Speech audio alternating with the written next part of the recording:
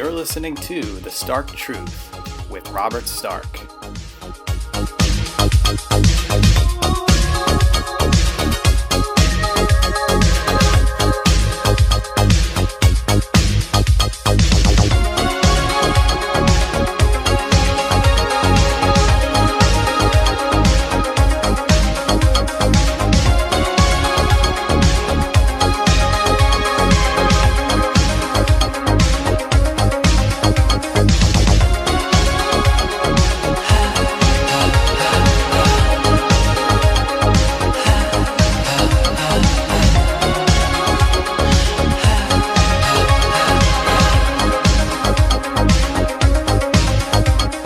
This is Robert Stark. I'm joined here with Shaun Partridge. He runs the Partridge Family Temple. Shaun, great talking to you. Yeah, hi. How you doing? Praise God. Groovy.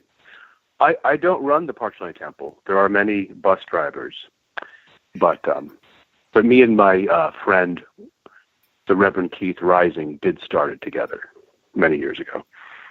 Interesting. It's nice to talk to you, Mr. Partridge. Yes, nice to talk to you. Can you talk about the story with the Partridge Family Temple?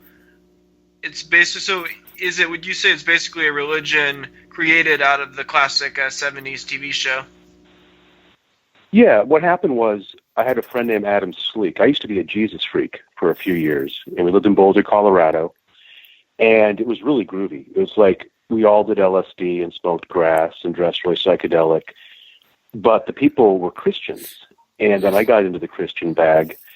And then a friend of mine flipped out on LSD, and so we decided to stop doing LSD. And I'm not kidding.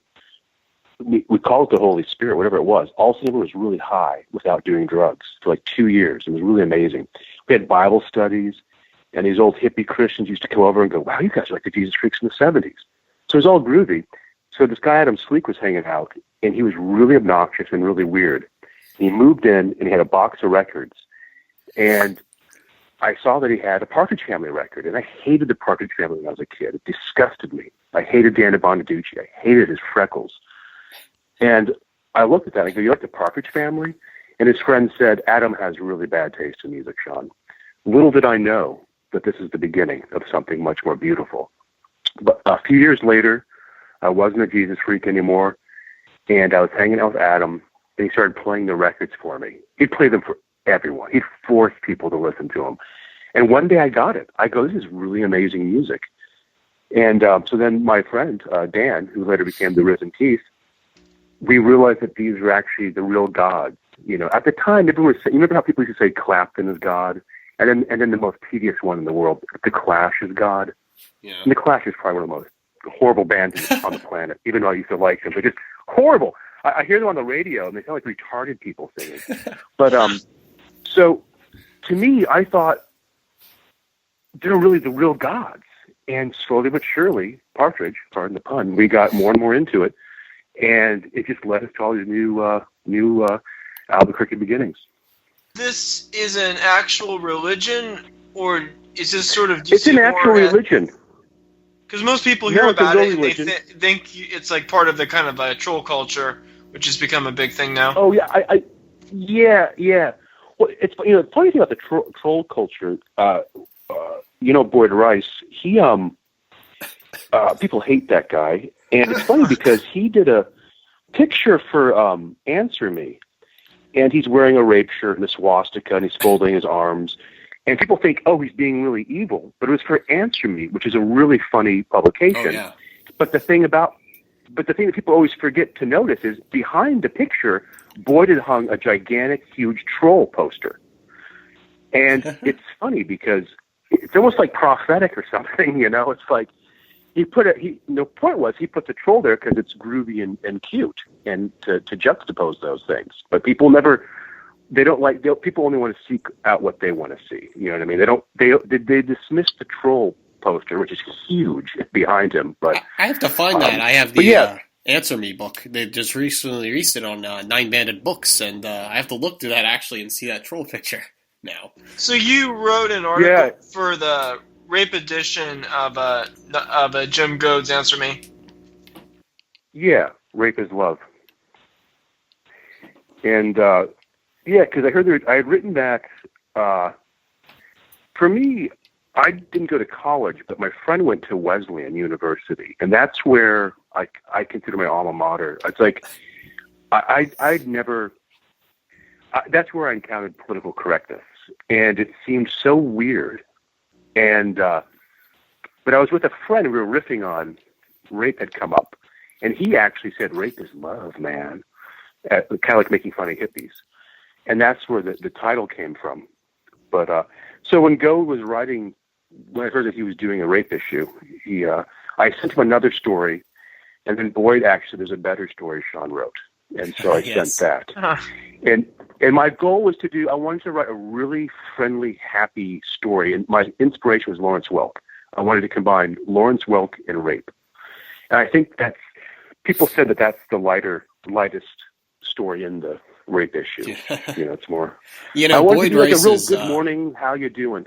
Boyd Rice's piece, Revolt Against Penis Envy, seems to be a pre-alt-right piece, as he has Oswald Spengler as the introduction quote, and he's going into, he's almost playing with these things that wasn't technically alt-right, but would tick off somebody who's pretty much liberal. But yeah, I would see Rape is Love as the nicest piece in there. My favorite piece in the rape issue was the Peter Sotos piece. I found that just a big introduction to Sotos, and there's a lot you can take from that. Even it might seem like a violent serial killer trying to rape a little girl, but it seems to be more like a self-reflection on something bigger, about moronic normie He's a good... Yeah, what's interesting about Peter Sotos, I think that his first book, the thing he did, Pure, the zine he did, he got in trouble for, I think that's his best thing. Oh, is that the one he actually got arrested for that one? Yeah, but that one, I technically think it's one of the funniest things ever written. It's so over the top. You just can't help but laugh. And people usually don't think of it as comedy, but I'm like... Totally. And in fact, an old friend of mine, Michael Monahan, who's friends with Peter Sotos, I go, ask Peter, did he try to do this as comedy? And he's like, no, I didn't think of it as comedy, but I see what you mean now. You know what I mean? But... because it was you just can't help but howl at some of that stuff. Exactly. It's so crazy. You mean Selfish Little, sometimes I think it's a horror. It is horror, but sometimes it's like, oh, dear God, you're putting AIDS in his mouth and you're deliberately doing it and you're masturbating in the corner of the street. This sounds like a joke to me. And it's like sometimes it's too over the top. I thought his best one... Almost kind of like the splatterpunk thing. Exactly, like Edward Lee back in the 80s where you had... I think it's Pilleater or Brain Cheese Buffet, where the splatterpunk genre is just basically a Ren and Stimpy gross out. But on the Peter Sotos thing, I thought I never heard of that.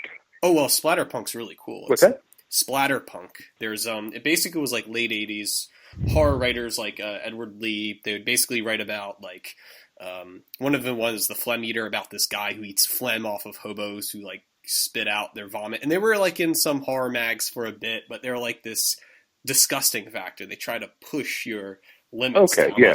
And so I think Peter Sotos is post that, like 10 years later in the mid 90s and going on. But I thought Peter Sotos' best one recently was a bait for this recent Ian Brady book that for Fair House just 2 years ago, his long piece about the Ian Brady. And I thought that was a really well studied, almost kind of academic piece. What he was trying to say, how there's hypocrisy between the trying to, like, there's some hypocrisy between there's porn. There's a porn aspect of trying to worship Ian Brady as a bad guy or something. And he kind of examines that in Bait. And I really like what he did there. And that was just 2 years ago, actually, Bait. It's just not well known. You just got to get the book for it. I have the first one that came out, the first Gates of Janus.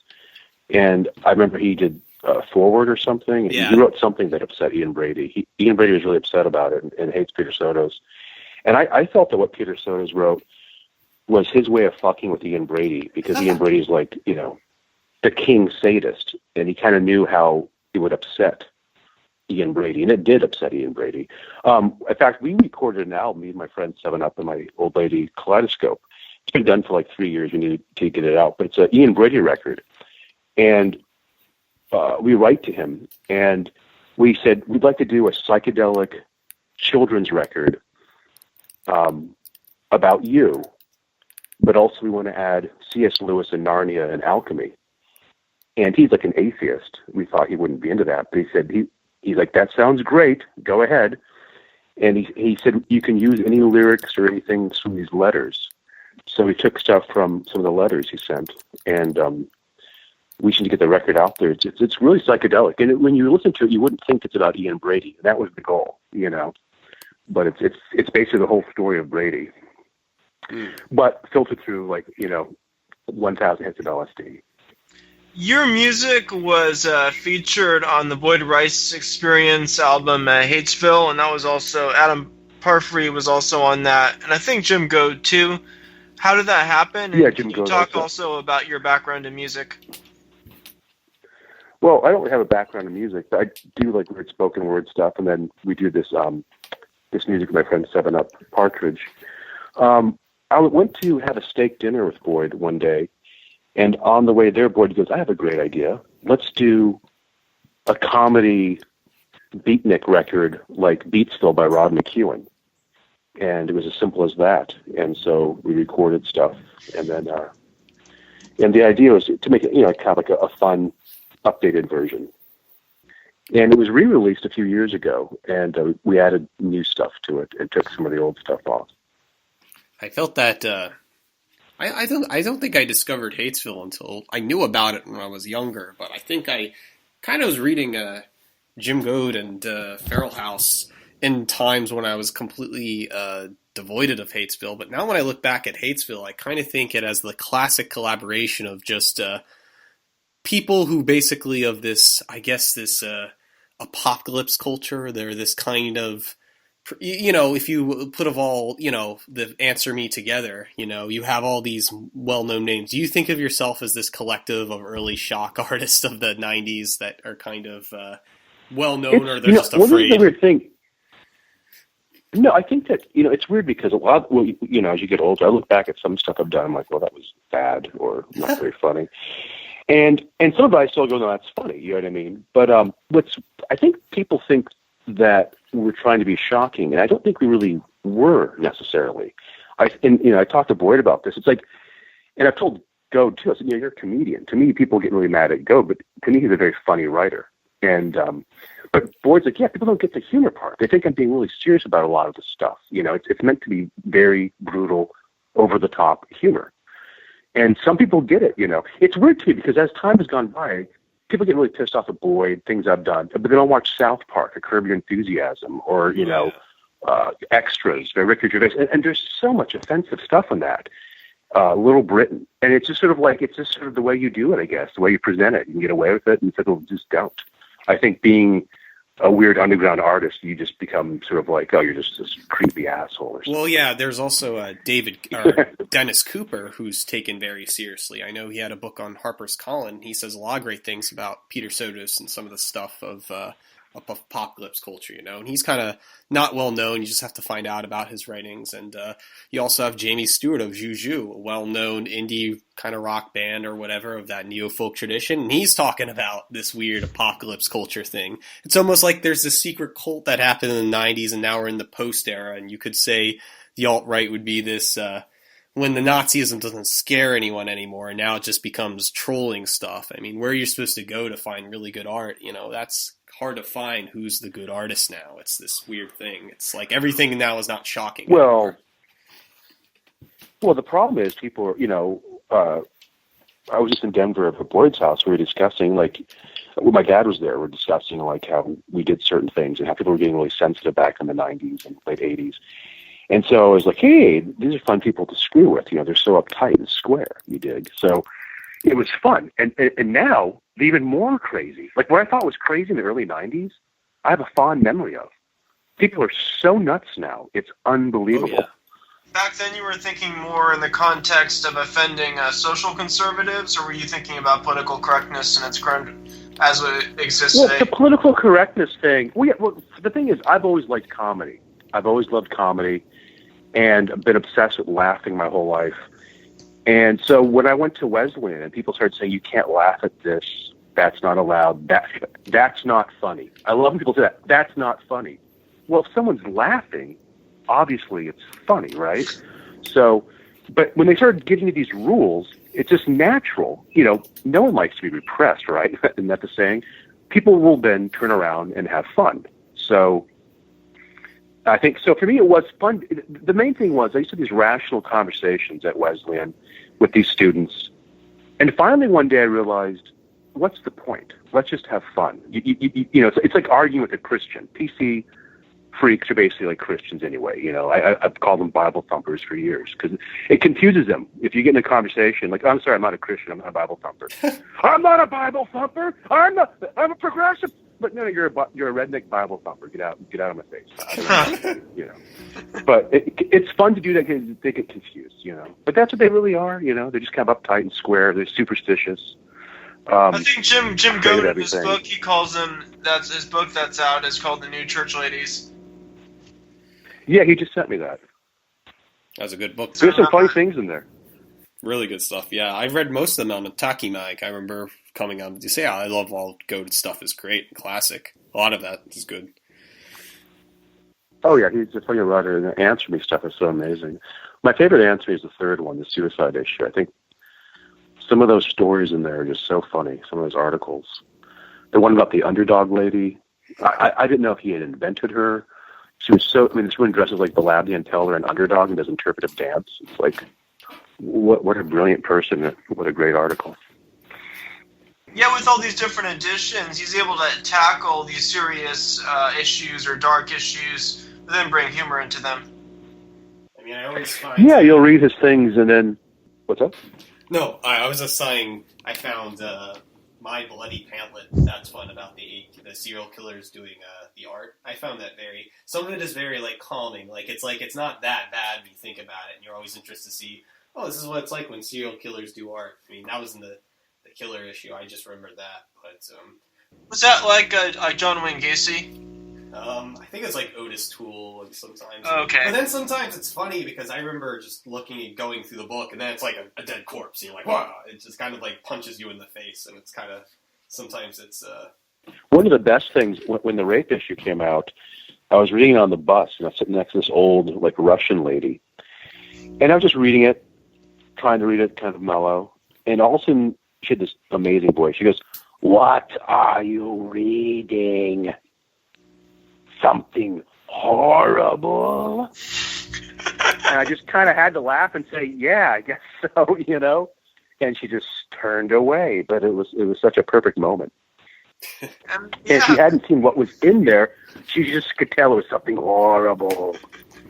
You know, in the first issue, I thought it was really cool because it was kind of esoteric. Like, I always get this vibe. One of my favorite magazines was Weekly World News. I used to pick those up when I was young. The black and white magazines with Bat Boy and Paranormal Gossip. I got that vibe in the very first issue when it's like, I think it's, you know, one of the rap groups, how they're basically Satanist and, you know, and then it's like they'll talk about El Deuce and the, you know, some of the classic like shock rock gangs and stuff like that. And then they'll talk about like classic porn directors, and I find that very like it's important to read it. It's not, you know, you could say it's like humorous, but it's also like I think this is important to know about. It's really interesting and almost enlightening. The first issue, I just think later on it became, I mean, for you know, serial killer issue, it just became more like a serial killer dictionary.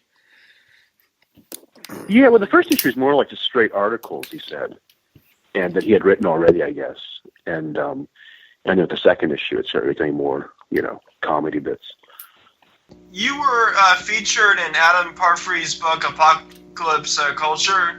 What specifically did Adam Parfrey write about? No. Oh, no, I wasn't in that. We did an art show. Adam had the Partridge Temple do an art show for Cult Rapture. And he put a book, Cult Rapture, out. And that was in Seattle, and all these fun freaks came out there and did artwork, and we had a little booth, not like a cube we were inside. We painted it like the Partridge bus and did rituals and stuff like that. What has been some of the coverage? I know Vice did a story on your music.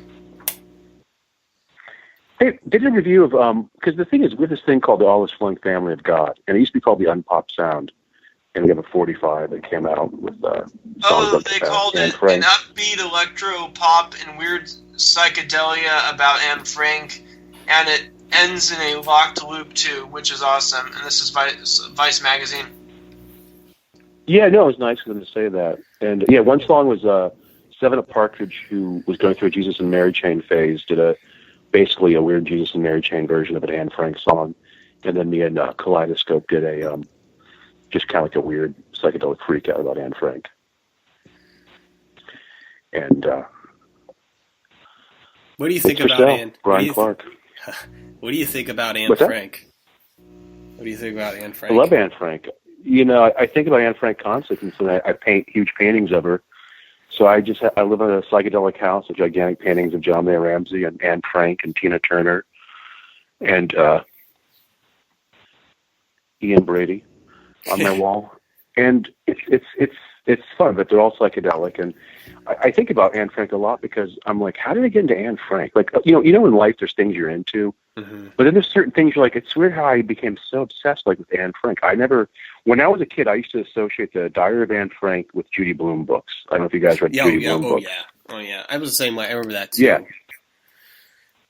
They seemed very similar to me as a kid because, you know, it's some girl, she's getting her period, or her father dies, or, you know, she's fat. Like, you're really in this girl's life. And the Diary of Anne Frank basically almost seems like a really intense Judy Blume book.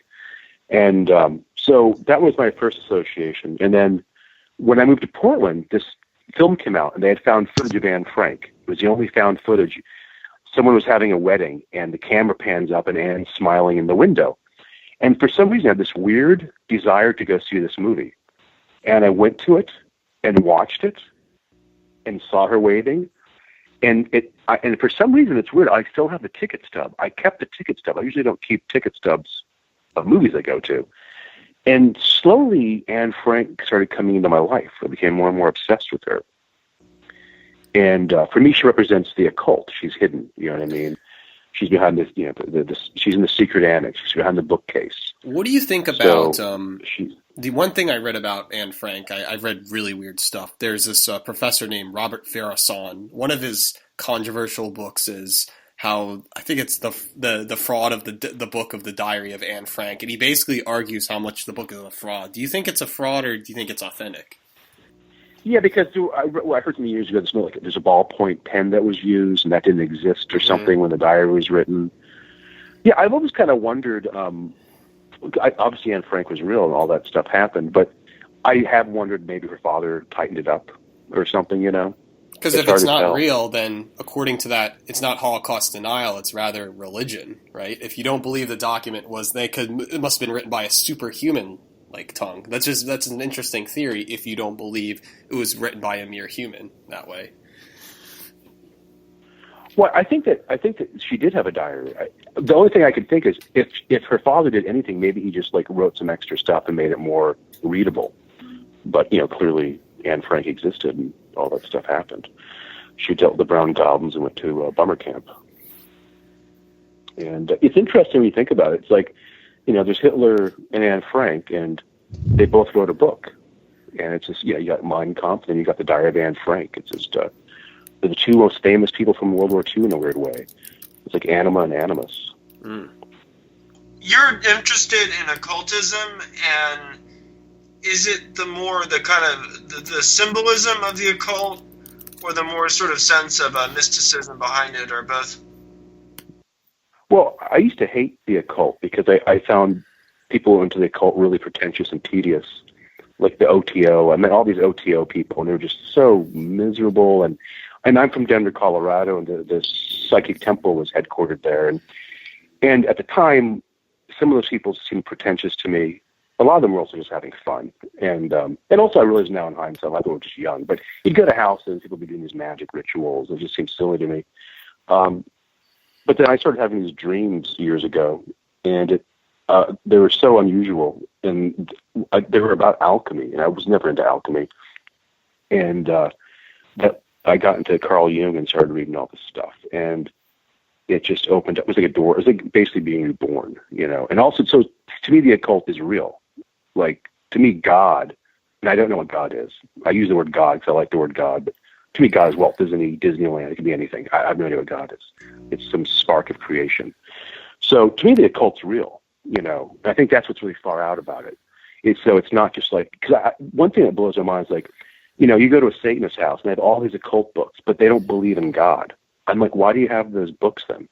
Why do you have all these occult books if you don't believe in God? It seems strange to me. It's like if you like collected models and you read the manuscripts how to build the models, but you never did it. Are you interested in Aleister Crowley, and not just the occultist aspect of him, but also a lot of his philosophical ideas? I really tried reading some of the stuff, and he just doesn't do it for me. He seems like the original tedious, pretentious occultist. But I can see why people like him, because he's like a rock star. It's the 1800s. He's having anal sex and doing drugs and climbing mountains and fucking on pyramids. So I can see why people like him. It's exciting and fun. You know what I mean? He's like the ultimate occult rock star. Do you like science fiction novels or books, or get ideals from futures, like any of that Scientology, or not really about fiction? No, I can't really read fiction anymore. I read fiction up until I was like 25, and I just stopped reading it. I'll reread certain things, and actually, I actually started reading the Wizard of Oz books. I always felt bummed out that I hadn't read them, and I've been writing all these. For the past 7 years, I've written all this stuff. I need to get it out. I have like an electric diary, basically Anne Frank and Alice in Wonderland combined. I have a comedy Beatles book I've been working on. So, me and my friends did this thing called The White Rhinoceros. Is the one with Anne Frank and Alice in Wonderland you're working? Is that a future project, or that's something that came out?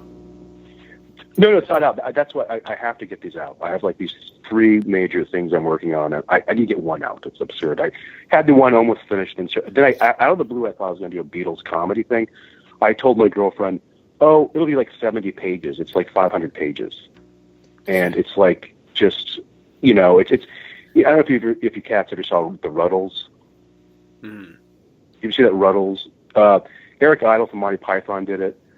It's they do a fictional Beatles story. Yeah, it's like a mockumentary, except they're called The Ruddles. It's pretty funny. I thought it was a lot more funny when I was a kid, but I've seen it a few times and it's not as funny. It's worth a watch. I don't know if you guys like Monty Python, but it's pretty. There's a great scene in there because Yoko Ono is portrayed as Hitler. And you really, it's like they're like, and then John started dating, and she's wearing a Hitler outfit, and I thought it was perfect. It was like you really, you can't really top that. It's like Robert, that's the dooming message of Asian Arianism. Oh, Yoko Ono and John Lennon, yeah. Don't go there. Funny, John Lennon, he used to be so cool. I thought he was so cool when I was a kid, and then he became just so dreary and depressing. I just read a book a few years ago, and one of his friends was like, John was such a funny guy. And then he started dating Yoko Ono. One day I told him a joke, he just stared at me. It's like he just had no sense of humor anymore. Well, I actually... He's just this dreary person, and...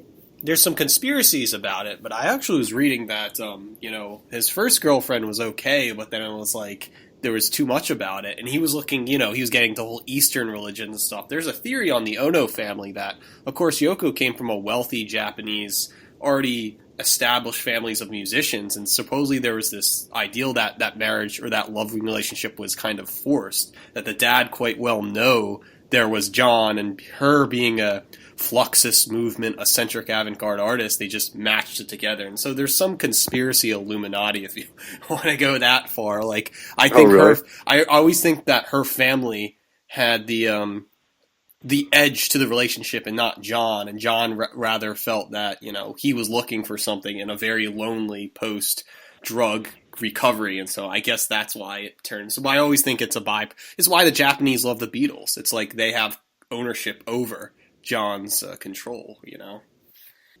Oh, well, one thing that's interesting, because when I started writing this Beatles book, I've just been reading all these Beatles books, but Carl Jung, I don't know if you know this, but he had this dream years ago that he went to Liverpool, and he was walking around some friends, and in the middle of the square, there's like a fountain, and in the fountain, it was all misty and rainy, but the fountain, I believe, was like sun was on it, and there's this gigantic magnolia tree in bloom.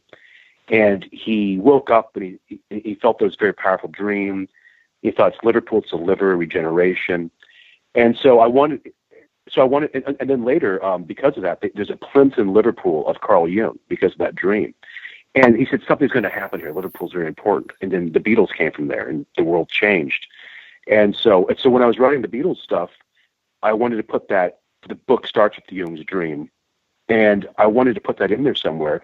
And I was looking at magnolia trees.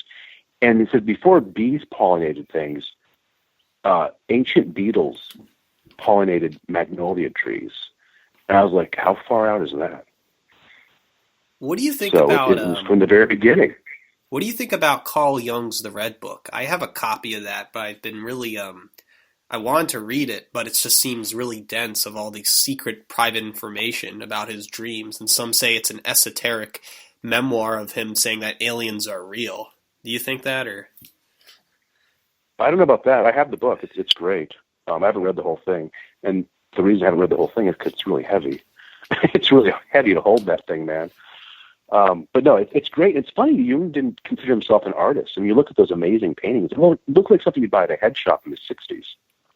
You know, he's such an interesting person. He's sitting around painting those really elaborate, strange images. You know, really, really amazing. He's definitely an interesting character. And that's the thing. Like, I was always obsessed with dream symbolism. But you read all these books, and they're always like, if you dream that an ant is on the floor, you will become pregnant or lose a tooth. It always seems so silly. But Jung was the first person that made any sense of dreams, you know, discussing these archetypes and stuff like that. All of them seemed like he had a real blueprint, something that actually worked for the first time, you know. You mentioned you've had some dreams in your life that have really impacted your direction. Yeah. Yeah, it's like, you know, I've always had weird dreams, but then, like, I had this dream, and I remember I woke up and go, well, I have weird dreams all the time. Why is this so different? It seemed like it was even more colorful and specific.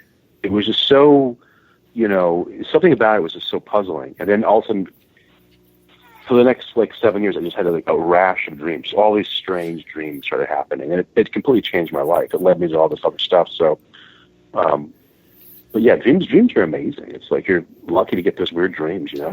And what's great too, I've had dreams where, like, 15 years later, I figure out something. It's like they're so deeply embedded with different meanings. They can be really far out, and they can be funny. You know, I had all these Seinfeld dreams for a while. I started waking up laughing, and I'd never done that before. And they were like Seinfeld episodes that you'd never seen before, and they were just brilliant. And I'd wake up. I wish I could remember what they were saying. Are you able to remember an example, like a big hodgepodge of different things together? Of Seinfeld? Yeah. Of the Seinfeld dream you had, like one of the funniest ones. Yeah, I remember once, like, you know, in the dreams, I was always one of their friends. I remember once we were in a car, and it was spinning in circles, and George was yelling, and the punchline, Kramer turned around and says, like, chicken soup! And, I wish I could remember more of them, but they were always so good.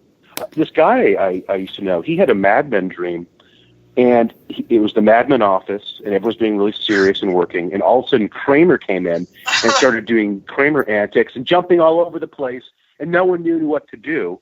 And I thought, well, that's just a great combination. Kramer and Mad Men. And that's actually when I was thinking of alchemy, I didn't know what these dreams were, but one of the dreams I had was Kramer, and he came to me, he goes, hey, Shaun, come here. He took me in a little bathroom, it was really humid, and he shut the door. And the wallpaper were these blue roses all over it. And he goes, look at this. I've been feeding these bugs honey. And I'm like, what are you talking about, Kramer? And there's these ants. And they're ones that had wings and then ones that didn't. And he's like, feed them honey, watch.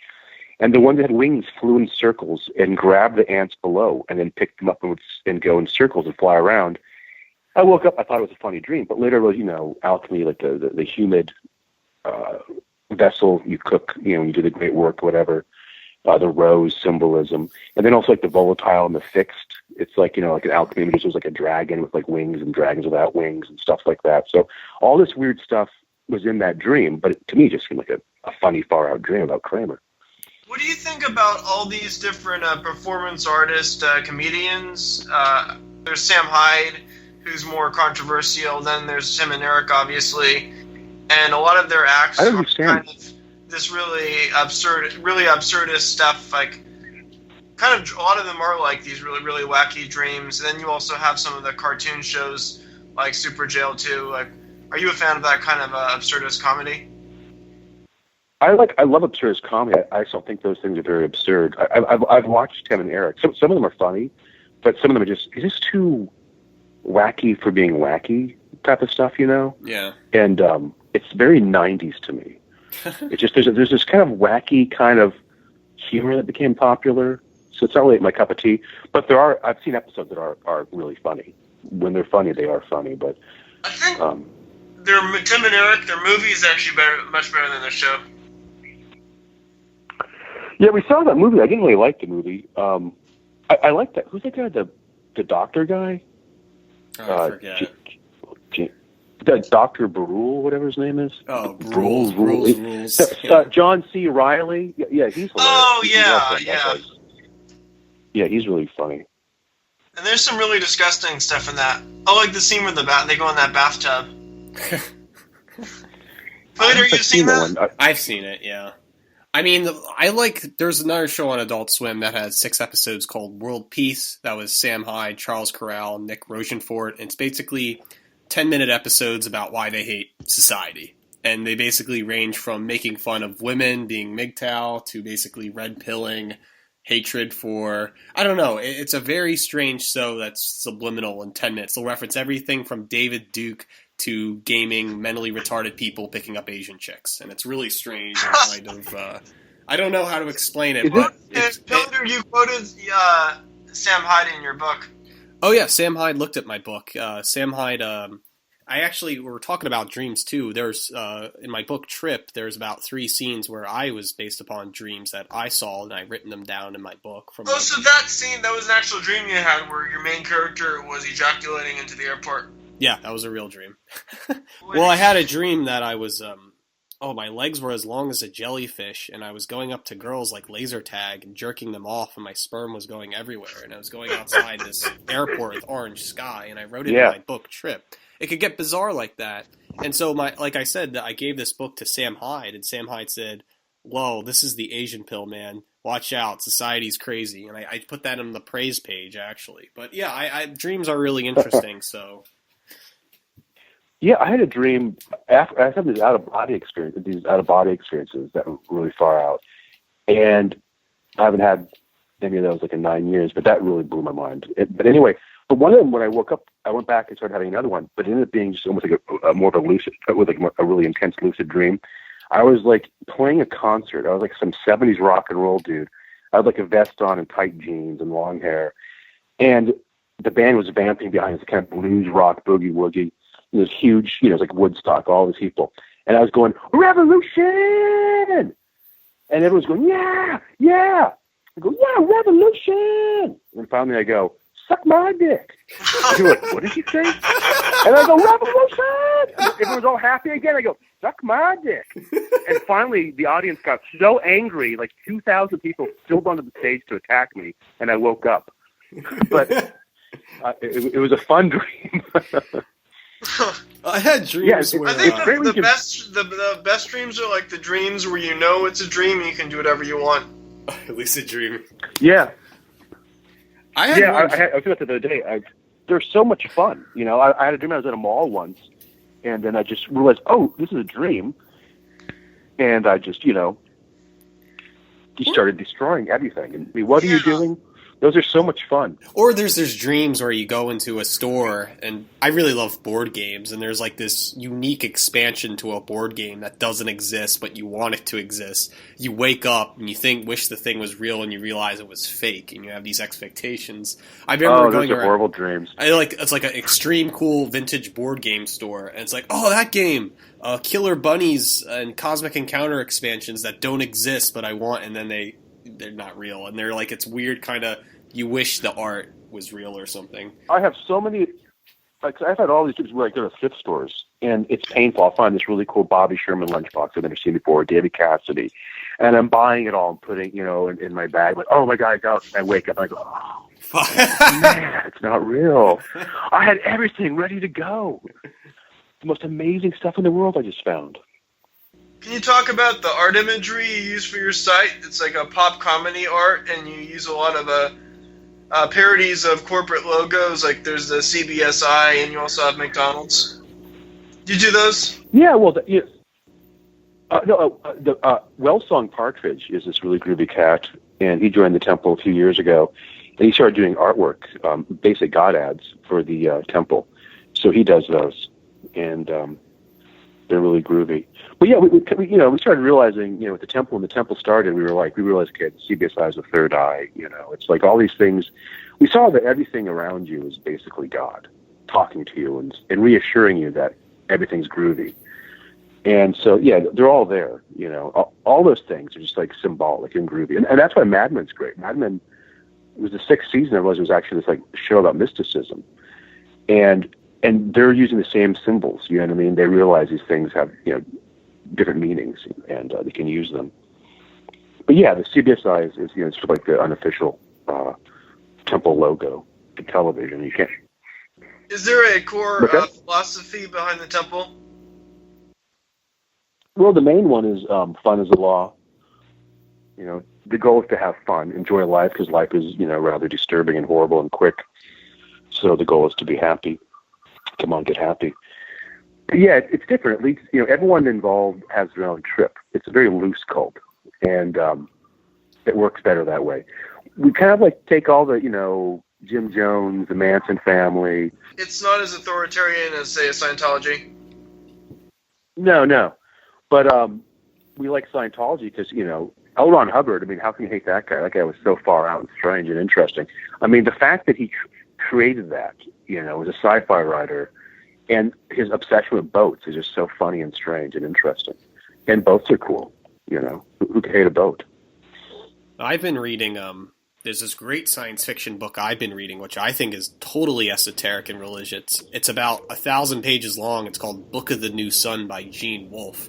I've been reading it every night before bed, and he claims he translated it in a future that is an undescribable tongue, so he uses these outdated Latin and Greek terms, and it's written like a Baroque fantasy, but it's not. It takes place where the moon is green because there's a jungle on it, the sky is purple, and everything looks moldy, and people are Asiatic, ugly-looking monkey people that, I don't know, and basically his translation is basically not telling you the whole story, and then people have these weird cults, and there's other third-party books about Gene Wolfe, and it's really interesting because no one has really ever heard of it, and yet he's kind of a well-known, or at least a one-hit wonder name, and I don't know, that's kind of the weird science fiction I've been recently enjoying with, and you almost have this weird esoteric following. You can make like a following based upon work. Yeah, it's like people who follow Star Trek or Star Wars. You call them the Trekkies or whatever. This book is relatively since 1980, and it's like, as people are looking at it now, and it's just like, I don't know, what do you call this underground cult of people who believe in this new sun? And then if we're talking about a new sun, we're talking about Savitri Devi, lightning in the sun, the classic fascist black sun, the Japanese sun. There's all these weird esoteric things, and it's like, what's going on here? It's like, it's too outrageous to be considered, and you can make all these connections to things. Yeah, it's like the temple believes that the ABC logo is the black sun. Yeah, no, it's fun. I read a really groovy book. I heard Jung liked it. It's called The Green Child. It's like it's rare. This guy wrote all these other books, and he wrote one, like, what you call it, like, it's kind of fantasy, sci-fi. It's romantic or whatever. It's kind of like a fantasy story, but it's really strange. It's like in 3 parts. And the first part's about this small town, and these 2 green children show up. And have you heard about that one? Yeah, I've heard about it, and it's like some people believe it's real or something. I remember reading about that or something. It's a really strange book. And what's weird about it is the first chapter, this guy's young. He talks about these 2 green children. They came out of a cave, and people didn't really know what to do with them. And it's strange. And then the guy goes away. And the middle chapter is really long and really boring. And this guy goes to this island and gets involved in a military coup, becomes the mayor of this island. It's really mundane and boring. And you're like, what is going on? And then the final chapter, he goes back to his small town, and then he goes into the cave with the green children. They're like live underground, eat all this weird. It's the strangest book. It really is odd. It's just you read like, what was that? That was just a strange I think that was imagination. like 30 or something. But another strange book. We could talk about books forever. But The Nightland by William Hope Hobson, about his. It's another one of those weird books where it's like it looks like it's a Victorian book, but then he's dreaming about a totally incoherent, bizarre nature, pre-Lovecraftian, of talking about a world a million years in the futures and silver pyramids and monsters the size looking down at people. But yeah, it's like I know what you're saying. There's this reoccurring fiction in the early 20th century about seeing dreams, or this dream.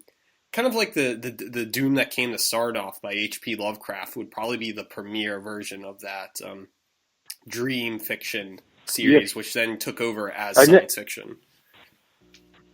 Yeah, I never read Lovecraft. I wish I read him when I was a kid. I think I would have liked it more. I started reading one, I just couldn't get into it. Yeah, it's weird. I just stopped reading fiction. It's like it's just strange how that happens. But I'm reading the Oz books. I don't know if you read those. Oh, but those are really fun and strange. Oh yeah, they are. And just great lines in there, like really strange, funny insults about people, and just really strange stuff. So I'm fine. And I wish I'd read them when I was a kid. You read things when you're a kid. It's just so intense. Like certain things you obviously read when you're older, but like there's these certain books that are so powerful when you're reading. Like I read Alice in Wonderland. That to me is like my Bible. I mean, that to me is like the perfect book. I read that and I just thought this is some of that it's stuff like a dream. What do you see think what I mean? about the occultist themes in Alice in Wonderland? I don't know. Well, then I read the whole thing how it's about like higher math or something. He was against that, and he wrote this thing. It's all about like how he didn't like math, this specific type of math or whatever. And so he had all this nonsense stuff because he felt the math was nonsense. I read this interesting article about that. But no, it's a great, and I think Through the Looking Glass even better, because there's that great, my favorite scenes in there is like Alice goes into like a little shop, and she keeps seeing something on a shelf and it keeps moving around, and she can't grab it. And then like the woman who works here like turns into a lamb, and then they're on a boat all of a sudden, and the lamb's crying. It's just such a strange. I remember reading it going, this is so weird. And that's and then when I started reading these Beatles books when I was 14, and I remember John Lennon said, "Oh, LSD is great. It's like you go to Wonderland." And I remember putting the book down, going, "Wait, there's something I can eat, and I can go to Wonderland." I go, sign me up. This is far out, man. And then a few years later, we finally did acid, and I was on acid. And I also realized I was in Wonderland. I was so happy. I ran out. Like, oh, my God, I'm fucking here, man. I can't believe it's happened. This is Wonderland. And, Do you see using hallucinogenics like LSD and DMT, does it really open up your creative potential, and especially your subconscious? I think it can really help. It's funny because I was really into psychedelics and then I stopped. I thought, well, you can only learn so much from that stuff. But lately I've been doing them again. I think it's helpful. And it's even stranger because if you, like for instance, I had these out-of-body experiences and they're really intense. And I didn't want to have them. I started having them. And they were so weird and strange. And popping on my body, floating around, all this weird stuff.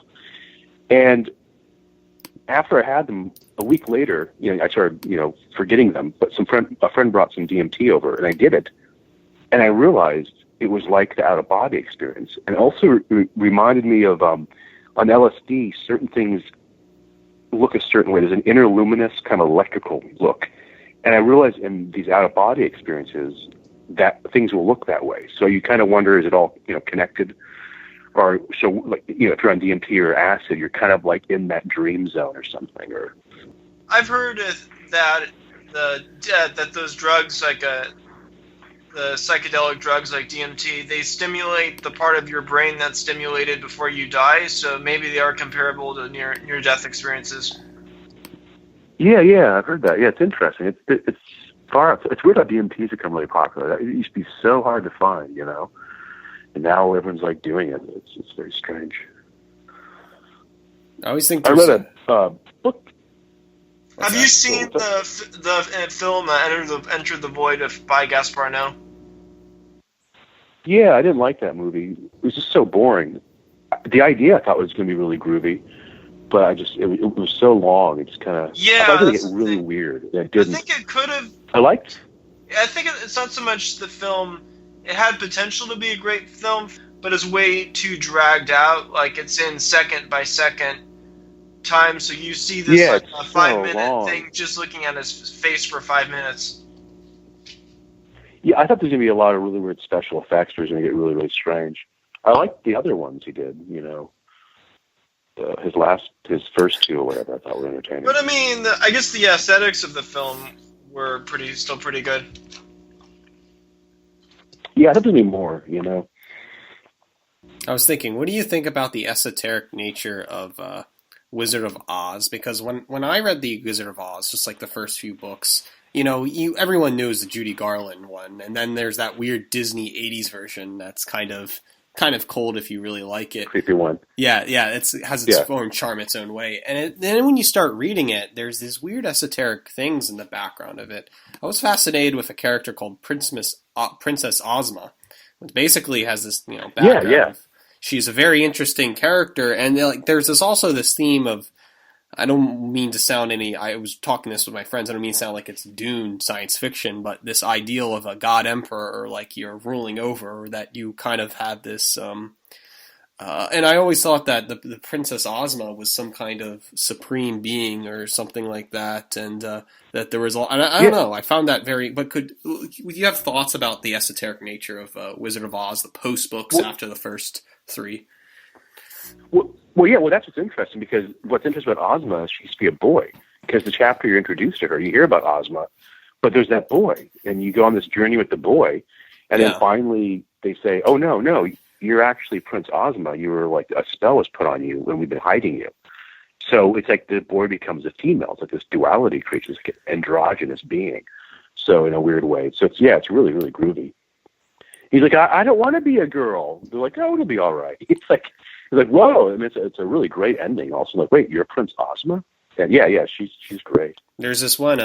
I was talking with my friends. This gets really esoteric. There's this one Japanese artist by the name of Yoshitaka Amano, and he talks about Princess Ozma, but he says that Ozma is an energy, and it's all around us, and it can take shape and form of boy and girl, and that it's this super mass of something. It's not told in his books, but it's actually this weird. I don't know if he's borrowing it from Shinto philosophy or something, but that little commentary just made me go more into the whole Ozma thing. But, it's something groovy, as you would say. Interesting. It is very interesting. Like I'm saying, you can pry open levels like that from a Japanese interpretation. Like Ozma's some powerful, and then I was reading the books looking out for that, but it's just came to a dead end. I'm like, where did he get that from? Yeah, that's really far out. Did you watch Better Call Saul?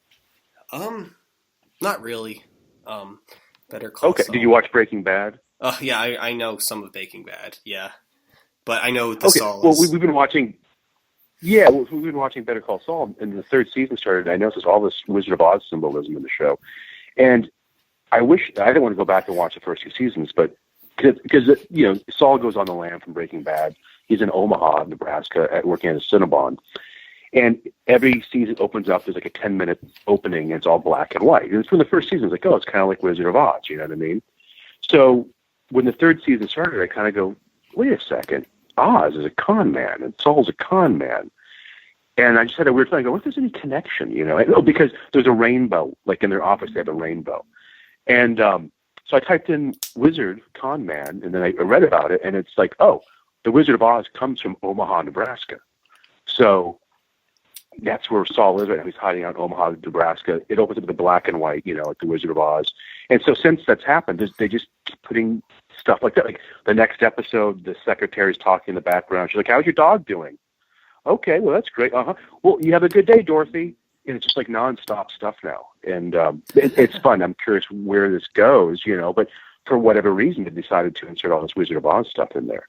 And a friend was saying, there's tons of yellow in this, so you think of the yellow brick road. And but it's interesting. I'm curious where they go with that. Yeah, I'm just looking up weird art online. The reason why I referenced the Japanese artist Yoshitaka Amano is because I'm also reading the Book of the New Sun. He did art for some of the early Book of the New Sun, but I'm looking up Ozma really quick. And of course, Amano, this might sound really esoteric, he did the art direction for a video game called Final Fantasy, and he has a character, has a final boss in one of the video games back in the late 90s called Ozma, and it's just, I'm looking at the Wikipedia, and it's just a unusual spherical monster of just form. And I'm guessing here's where that spiritual energy thing comes in, where he could be talking about Japanese role-playing games, but then again, relating it back and making weird connections to the Wizard of Oz. Could we talk about some supernatural Lovecraftian chaos that cannot explain in words what an abstract fine art things? And so, yeah, exactly what you're talking about. Saw, it's like, for one, they're trying to talk about drug dealers and characters, and you just have to think of the work of Oz maybe has this new reinterpretation of meaning a lot of things and this huge esoteric backgrounding of a lot. Because also, Mad Men has Wizard of Oz stuff from the first to last season, and you don't notice it, but when you watch it, it's like when the first episode, Don gets stoned. He goes, I feel like I'm in Oz right now. Everything's in color.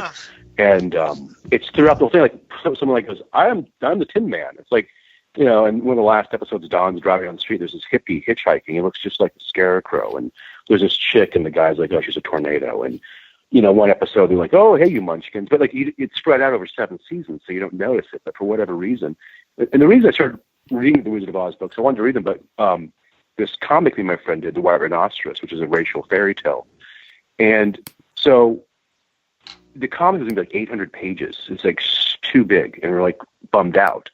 So I thought, what about if I write it as a book and then have it copiously illustrated? Is this Josh and so I thought, Simmons? Josh Simmons, yeah.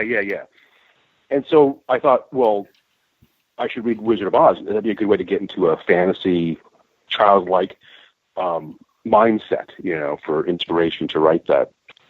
Because it really, and as I started reading this, I go, in a sense, it is like Wizard of Oz, because in The White Rhinoceros, all the racial slurs are creatures, Rosie O'Donnell and Paul Lynde wake up in Racelandia, and they don't know how they got there.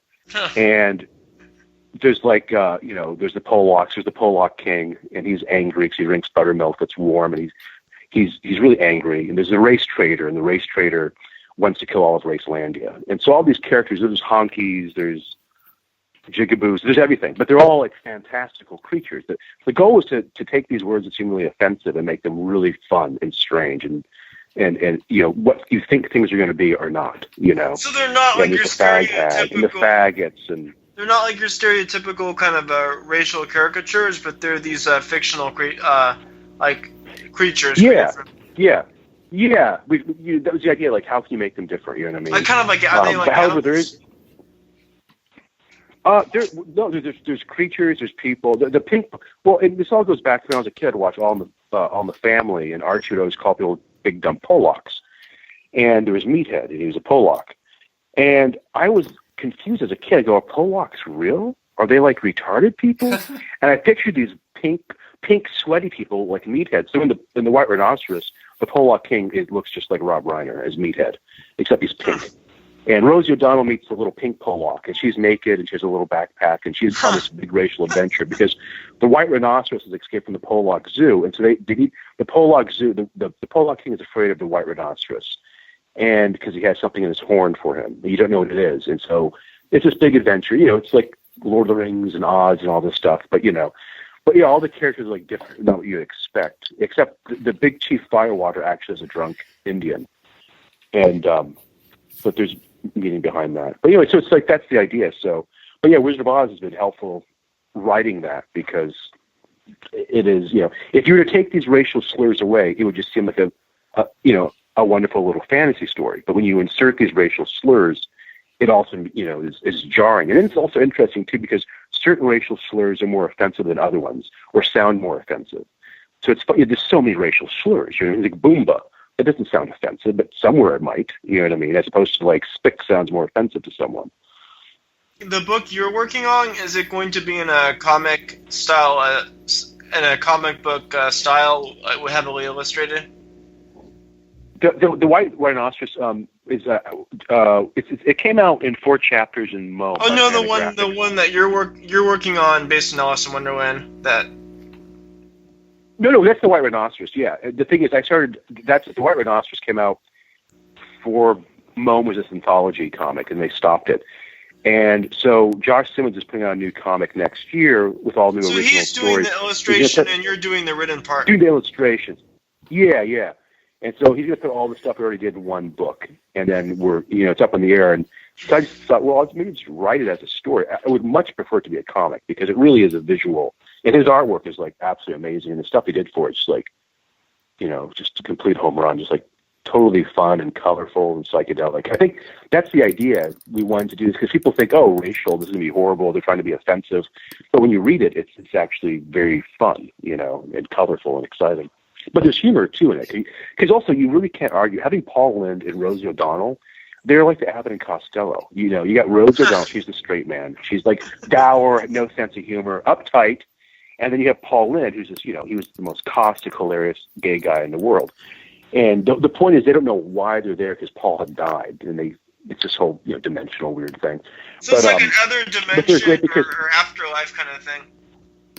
Well, the idea is they're like, why? Because I had to figure out how are you there? You know what I mean? Paul died. You know what I mean? And he doesn't believe that Rock Hudson was gay or had AIDS. He doesn't, because she asked him, "Do you know about AIDS?" Like, what's that?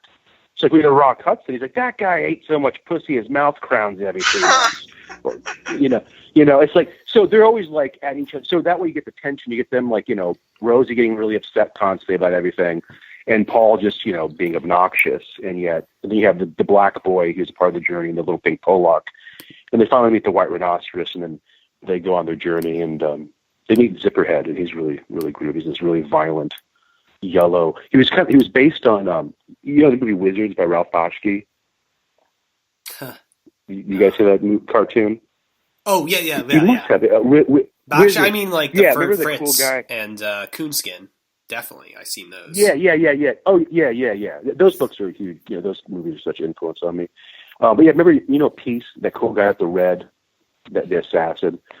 He was such a great character. So Zipperhead's kind of based on this kind of weird yellow, plastic-looking thing that has zippers all over. His zippers are his weapons. He can just it's like when my dad was in Vietnam. So he's always talking about zipperheads. Zipperheads. Yeah, I thought it was like a punk thing, the Zipperheads. But with your website, you do this series of short stories with an illustration.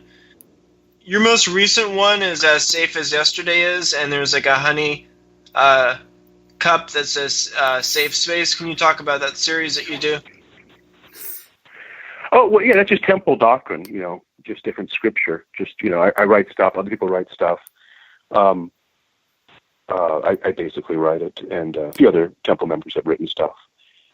And so, yeah, we just try to keep doing that, and then Wellsong will do illustrations for it. And we were talking about safe space, you know what I mean? And so, Seven at Partridge had the idea for we should have a safe space with Shirley, because, her vagina really is the safest space in the world, her honeycomb hideout. So, but then when it came out, I was kind of thinking, like, everyone's talking about safe space, and, obviously there's no such thing as a safe space. The world's not a safe place. Have any of the actors from the original 70s show, The Partridge Family, responded to your group? Yeah, David Cassidy freaked out on us. I got arrested. He was doing a concert in New Haven, Connecticut, and we went down there, and they kicked Reverend Keith out for passing out stickers, and then I went in there, and they kicked me out. I had some stickers on me. I'm like, I'm not going to pass them out, please, And I just eat ecstasy. I was so excited to see Danny do stand-up, and then David's going to sing. This is like a religious experience, And they kicked me out, and then I ended up getting arrested. This asshole cop threw me on the ground, and so that's how they heard about it. Boyd did an interview with Danny a few years later, and he asked about that, and Danny's like, "I thought they were cool. I want to be worshipped as a god." And he goes, "The rumor was that the stickers were dipped in LSD." And he says David freaked out and wanted them out of there. So he freaked out on us. And the interview for the Westworld, this newspaper in Denver, and they interviewed him and they asked him about it. And he's like, I just don't understand. It's a nice TV show, but when people involve religion, I get really concerned and worried. So he's freaked out. My sister went to Shirley Partridge's house and left a note, and she sent an autographed T-shirt a week later. We couldn't believe that. We thought she might freak out, but my sister wrote a really nice letter. And so Shirley, and Shirley's into serial killers. And Shaun Cassidy, her son, who I was named after, which was prophetic, he's into like really weird, twisted serial killer stuff and dark stuff. So it's interesting. They're considered so happy. My sister went to Shirley's yard sale a few years ago. She had all these serial killer books for just tons of them. So that's what Shirley reads, The Great Mother. Yeah, and then Danny, I met Danny. It was funny. I finally met Danny. There's a bar here called Dante's, and I'm walking by it, and this guy comes and goes, "Oh my God, you're down here! Danny Bonaducci's in here right now." I'm like, "Oh, this is great!" And it takes you back there, and he goes, "So I'd done an interview with him years ago. He wanted to be shot. He had a radio show in Chicago, and he was saying he wanted someone to shoot him in the leg. And so I called and said, I'll do it. And I think he probably thought I would have. So he kind of freaked out. But so I finally meet him, and it was amazing. Then I thought after, wow, I meet Danny, who's the devil in the temple, in Dante's Inferno. What a great magical place to meet Danny. We are at the end of the show. I would like to thank Shaun Partridge for being on. It's been an excellent show. Groovy. Well, thanks for having me. Nice conversation. And also, thanks, pilleater. It's nice to talk to you like always.